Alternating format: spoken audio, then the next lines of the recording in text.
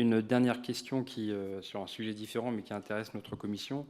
On a auditionné l'ancien ambassadeur de France en Russie, Jean-Maurice Ripert, qui était en poste après votre mandat de Premier ministre. Je précise, il n'y a pas de confusion dans les dates.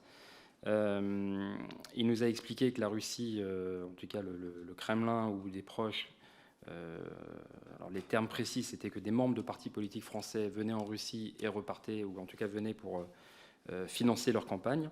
Il a été relativement prudent lors de cette commission, mais il a néanmoins précisé qu'il parlait de membres du Front National.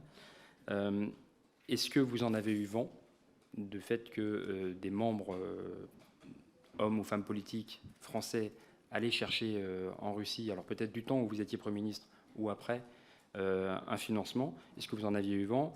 Et est-ce que vous pensez que ça, c'est une ingérence d'une puissance étrangère, le fait de financer un parti politique français? Alors, à la dernière question, je réponds oui, et je l'ai dit tout à l'heure. Je pense que ça, c'est un sujet d'ingérence. En revanche, je n'ai eu aucune connaissance d'une ingérence de ce type lorsque j'étais Premier ministre. Après, je ne sais pas. Mais vous êtes vous-même engagé dans la vie politique, donc vous avez vécu des campagnes présidentielles.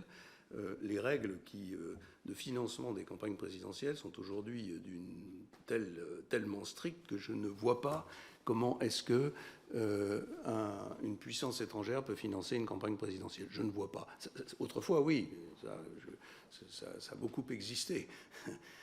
Aujourd'hui, les règles sont d'une très grande rigueur et elles sont examinées par les autorités compétentes avec une rigueur encore plus grande. Donc vraiment, je serais extrêmement étonné que de l'argent provenant de l'étranger, de manière significative, puisse aboutir dans les comptes de campagne d'un candidat.